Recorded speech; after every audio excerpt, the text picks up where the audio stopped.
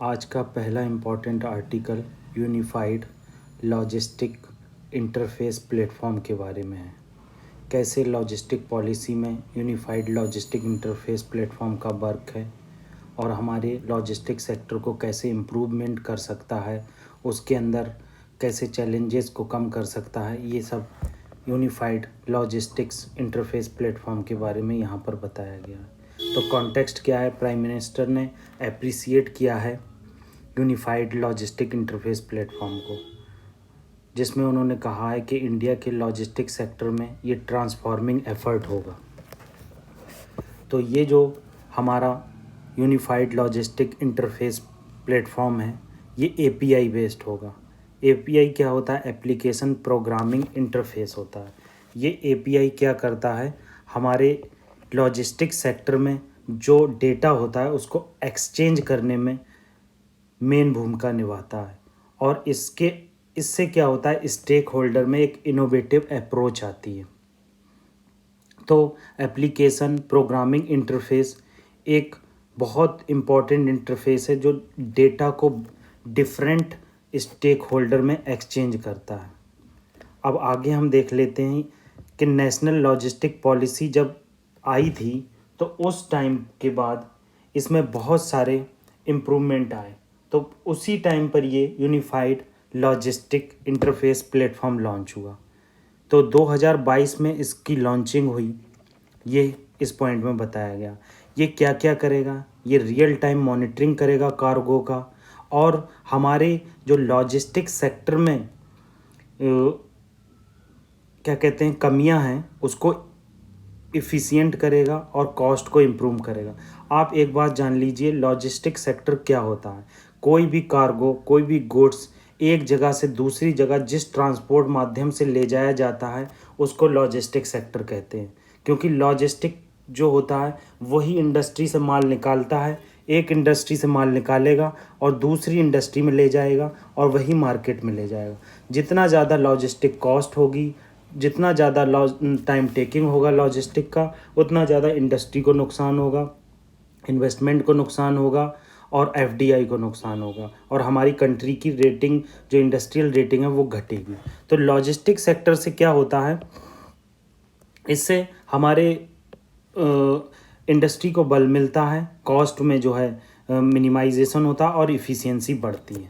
वही बात बताई गई है। Unified logistic interface platform transportation sector में डिजिटल डेटा को एक जगह से दूसरी जगह ले जाएगा। अब ऑब्जेक्टिव देख लेते हैं।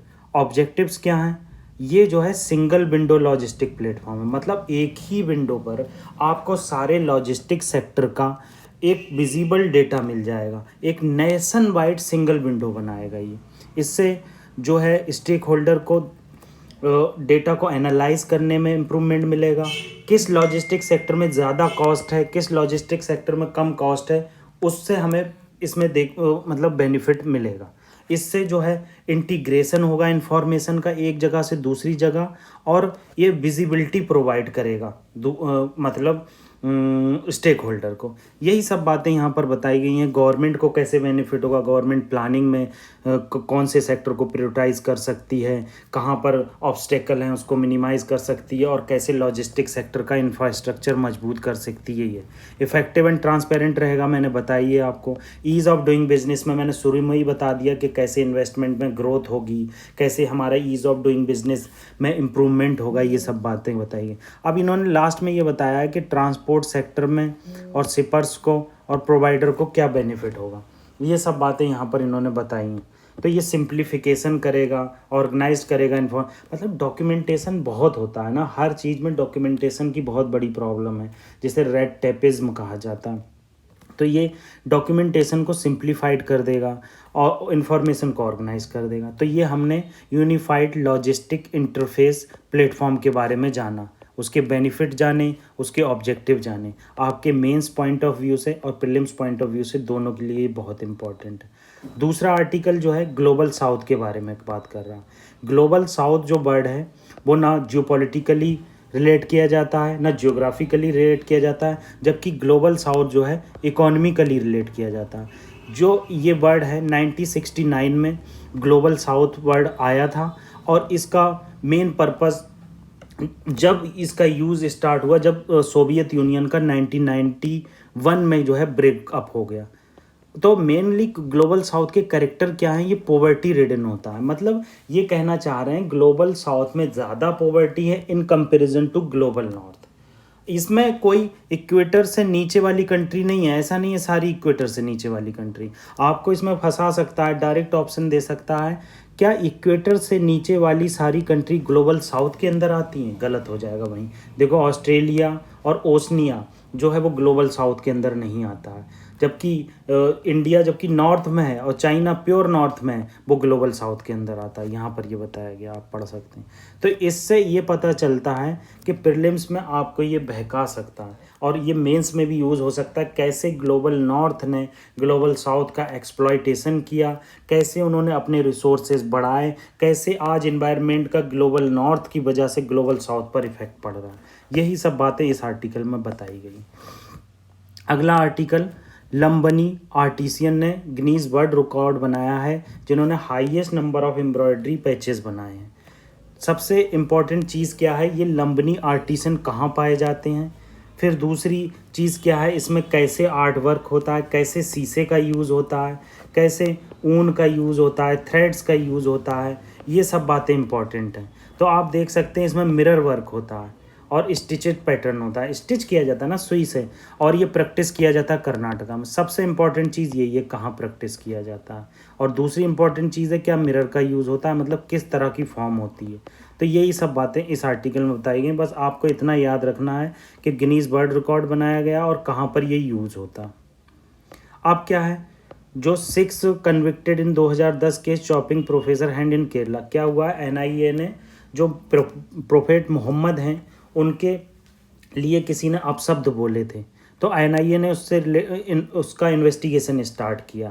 तो एनआईए हमारे लिए इम्पोर्टेंट हो जाता है कब स्टेबलाइज्ड हुआ, कैसी बॉडी है, कॉन्स्टिट्यूशनल बॉडी है, स्टेचुटरी बॉडी है। कॉन्स्टिट्यूशनल बॉडी किसे कहा जाता है, स्टेचुटरी बॉडी किसे कहा जाता है। मैं आपको यहाँ स्पष्ट कर देना चाहता हूँ, पहले भी स्पष्ट किया है और इससे रिवीजन से आपका मजबूत होगा। जो बॉडी एक्ट के तहत बनती हैं उन्हें स्टेचुटरी बॉडी कहा जाता है, और जिन बॉडीज़ का आर्टिकल में जिक्र हुआ है, कॉन्स्टिट्यूशन में जिक्र हुआ है या किसी आर्टिकल में जिक्र हुआ है, उसे कॉन्स्टिट्यूशनल बॉडी कहा जाता है। तो नेशनल इन्वेस्टिगेशन एजेंसी जो है वो एक कॉन्स्टिट्यूशनल बॉडी है, वो सॉरी ये एक स्टेचुटरी बॉडी है जो नेशनल इन्वेस्टिगेशन एजेंसी एक्ट 2008 के तहत बनाई गई थी। सेंट्रल एजेंसी है, सेंट्रल एजेंसी का मतलब है सेंट्रल कभी भी इसे यूज़ कर सकती है, स्टेट इसे सीबीआई की तरह रोक नहीं लगा सकते। सबसे इम्पॉर्टेंट पॉइंट यही है। ये कुछ नहीं पूछेगा प्रीलिम्स में, ये कुछ भी नहीं पूछेगा किस एक्ट के तहत बनी है, इसका क्या रोल है और ये किस किस में वर्क करती है। ये पूछेगा क्या स्टेट इस पर पाबंदी लगा सकते हैं, स्टेट के द्वारा ये रोका जा सकता है। आप कहेंगे हाँ स्टेट के द्वारा रोका जा सकता है, गलत हो जाएगा। वहीं स्टेट इस पर पाबंदी नहीं लगा सकते। मेनली जब मुंबई में ताज होटल पर अटैक हुआ था उसके बाद इसको टेरर से कम्बेट करने के लिए बनाया गया था 2008 में। Counter terrorism law enforcement central agency है, मगर उसके बाद इसका काउंटरफीट में भी यूज़ होने लगा। एटॉमिक और फ्रेंडली रिलेशन जो हमारे फॉरेन स्टेट्स हैं उससे भी होने लगा।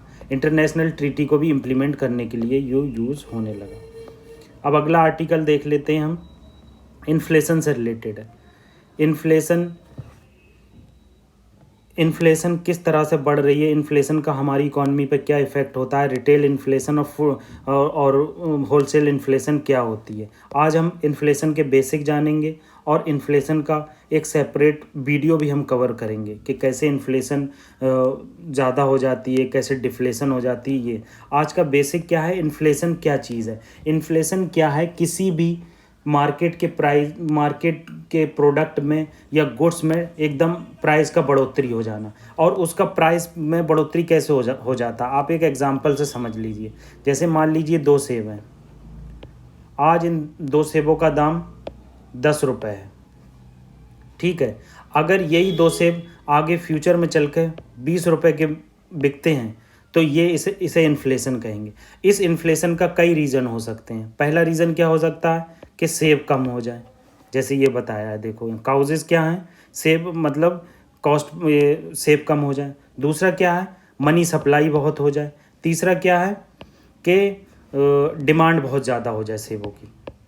तो यही काउजेज में क्या बताया है कि demand pull inflation. Demand pull inflation क्या होती है, आज सेबों एक आदमी डिमांड कर रहा था, मगर धीरे धीरे 2 करने लगे, 3 करने लगे, 4 करने लगे। तो जैसे जैसे किसी चीज़ की डिमांड बढ़ती है उसका प्राइस बढ़ने लगता है। तो प्राइस बढ़ने लगता है, उसी को इन्फ्लेशन कहते हैं, उसी को डिमांड पुल इन्फ्लेशन कहते हैं।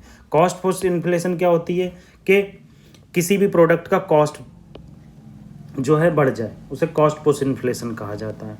अब तीसरा क्या है, rise in money supply in faster than output. मतलब इतनी तेज़ी से किसी भी प्रोडक्ट का आउटपुट नहीं बढ़ रहा है, मगर मनी सप्लाई बहुत तेज़ी से बढ़ रही मार्केट। आप ये समझ लीजिए, आज 4 मैगी बन रही हैं, तो 4 मैगी जो है 20 रुपये की मिल रही हैं, ठीक है। मगर क्या होता है, यही 4 मैगी जो है 3 बनने लगे फ्यूचर में, और प्राइस मतलब और मनी सप्लाई बहुत ज़्यादा मार्केट में बढ़ जाए, तो बहुत ज़्यादा मनी कम प्रोडक्ट को चेज करेगी, तब भी इन्फ्लेशन बढ़ जाएगी, ठीक है। तो हमने काउजेज जाने, demand pull inflation, cost push inflation और राइज इन मनी सप्लाई, ये 3 कॉजेज हैं। और कॉन्सिक्वेंस क्या होते हैं इन्फ्लेशन के, लो परचेजिंग पावर। इसका कॉन्सिक्वेंस और लोअर परचेजिंग पावर हो जाती है लोगों के पास। जब बहुत ज़्यादा प्राइस होने लगेगा तो लोग लेंगे ही नहीं, छोड़ देंगे उसे लेना। एक्सपोर्ट लेस कम्पिटिटिव हो जाता। भाई किसी प्रोडक्ट का दाम बढ़ जाएगा, ये बहुत इंपॉर्टेंट है, प्रीलिम्स में फंसा देगा आपको। और आपसे ये क्वेश्चन 100% कहता हूँ मैं, नहीं होगा। आप अगर इस पर ध्यान नहीं देंगे एक एक वर्ड पे, तो आपसे कि ये क्लियर नहीं हो पाएगा एग्ज़ाम। हर चीज़ पे ध्यान देना होता है इसमें। तो क्या है कॉन्सिक्वेंस, दूसरा क्या, एक्सपोर्ट लेस कम्पिटिटिव।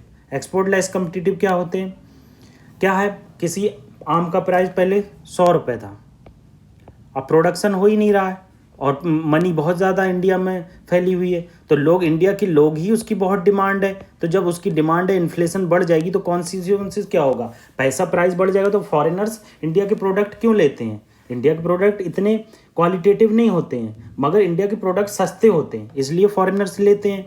तो एक्सपोर्ट जो है लेस कम्पिटिटिव हो जाएगा, लॉस ऑफ सेवर्स हो जाएगा।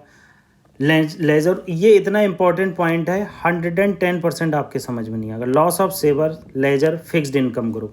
क्या होता है, मान लो आज इन्फ्लेशन 2% है, तो मैं 10 रुपये के 2 आम खरीद पा रहा हूँ, ठीक है। मगर कल इन्फ्लेशन जो है 3% हो गई, तो मैं 10 रुपये का एक ही आम खरीद पा रहा हूँ। तो जो सेव करके अपनी मनी रखेगा, जिसने अपनी मनी को सेव करके रखा होगा, तो 110% उसको लॉस होगा, क्योंकि वो रुपीज़ जो है उसके फ्यूचर में वैल्यू कम हो जाएगी। वैल्यू कम होने से क्या होगा कि बंदा जो है उसके सेवर्स को नुकसान हो जाएगा। यही बात बताई गई, बहुत इंपॉर्टेंट बात है ये, कि कैसे सेवर्स को नुकसान हो जाता है इन्फ्लेशन बढ़ने से।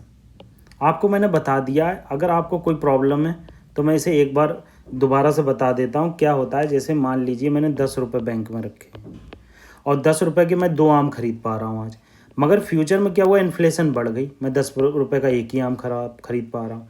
तो ये जो सेव की हुई मनी है, इसकी वैल्यू घट गई ना, तो ये लॉस ऑफ सेवर्स हो गया ना। जो लोग स्टॉक मार्केट में लगाए थे उन पर इन्फ्लेशनरी मतलब इन्फ्लेशन एडजस्ट हो गई उसमें, तो उनको फ़ायदा हो गया। तो सेवर्स को इन्फ्लेशन का नुकसान होता है, और इन्फ्लेशन काउज करती है इन्फ्लेशन को। जितनी ज़्यादा इन्फ्लेशन होगी उतनी ज़्यादा और इन्फ्लेशन होगी। अब आपको ये समझ में नहीं आया होगा, देख लीजिए, रॉ मटेरियल 2 रुपये का मिलता था, तो हम प्रोडक्ट 3 रुपये का बेचते थे। अब फिर इन्फ्लेशन बढ़ गई, 3 रुपये का रॉ मटेरियल हो गया, हम प्रोडक्ट 4 रुपये का बेचने लगे। तो यहाँ से क्या पता चलता है कि जब इन्फ्लेशन बढ़ती है तो इन्फ्लेशन को और बढ़ावा दे देती है, ठीक है। आज ये इम्पॉर्टेंट आर्टिकल है, इसको आप ध्यान से रिवाइज ज़रूर कीजिए। अब दूसरा क्या है, पॉलिसी टू कंट्रोल इन्फ्लेशन को कंट्रोल करने के लिए क्या कर सकते हैं, कॉन्ट्रैक्शनरी मॉनेटरी पॉलिसी ला सकते हैं। कॉन्ट्रैक्शनरी मॉनेटरी पॉलिसी क्या, मनी सप्लाई मार्केट में कम कर दो, तो कम मनी होगी, वो ज़्यादा गुड्स को चेस करेगी, और जब सप्लाई नहीं होगी तो लोग खरीदेंगे क्या, मनी मार्केट में कम कर दो, जो सेब उतने ही हैं 2 हैं, मगर मनी मार्केट कम है तो खरीदेंगे ही नहीं लोग, तो प्राइस ऑटोमेटिकली कम हो जाएगा। कॉन्ट्रैक्शनरी फिस्कल पॉलिसी कर दो। फिस्कल पॉलिसी, कॉन्ट्रैक्शनरी का मतलब जो फिस्कल पॉलिसी होती है वो सेंट्रल गवर्नमेंट से रिलेट करती है, और जो मॉनेटरी पॉलिसी होती है वो सेंट्रल बैंक से रिलेट करती है।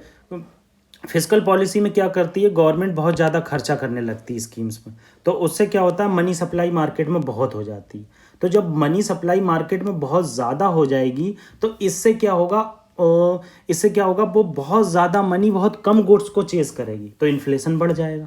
लोग क्या है, एक सेब जो लोग 100 रुपये का लेते थे, अब मार्केट में बहुत मनी सप्लाई है, लोगों के पास बहुत पैसा, तो वही एक सेब का 200 रुपये देंगे, तो इन्फ्लेशन बढ़ जाएगी। तो फिस्कल पॉलिसी में कहते हैं कि गवर्नमेंट पैसा कम खर्च करने लगे, गवर्नमेंट जो है ज़्यादा से ज़्यादा क्या कहते हैं, ज़्यादा से ज़्यादा पैसे को आरबीआई के पास रखने लगे और खर्चा स्कीम्स पे कम कर दे और सप्लाई कम कर दे चीज़ों की, तब भी क्या कहते हैं, इन्फ्लेशन कम हो जाएगी। सप्लाई साइड पॉलिसी फिर वही बात आ गई, आप गुड्स की सप्लाई अगर ज़्यादा करोगे तो डिफ्लेशन आ जाएगी, कम करोगे तो इन्फ्लेशन आएगी, तो सप्लाई को मैनेज करके रखना पड़ेगा। एक्सचेंज रेट पॉलिसी, रिवैल्यूएशन, मतलब क्या होता है कि आप अपनी करेंसी को डिवैल्यू कर दो, रिवैल्यू कर दो, मतलब आपको इन्फ्लेशन को कंट्रोल करना है तो आप अपनी करेंसी को वैल्यू बढ़ा दो उसकी, मतलब आप ऐसा करो कि डॉलर की सप्लाई बढ़ा दो फॉरेन से, और डॉलर की सप्लाई के कारण क्या होगा, पैसे की डिमांड कम हो जाएगी, डॉलर की डिमांड बढ़ जाएगी, तो इससे क्या होगा, हमारी जो इन्फ्लेशन है वो घट जाएगी। तो इसी तरह से यहाँ डिफ्लेशन बताया गया। तो ये आप आर्टिकल अच्छे से रिवाइज कर लेना, कोई डिफ़िकल्टी आती तो मैं इसे सेपरेटली एक वीडियो बनाऊंगा। इकॉनमी के लेक्चर में हम लोग स्टार्ट कर रहे हैं इकॉनमी का लेक्चर जल्दी, तो उसमें आपको कवर करूंगा। आज मैंने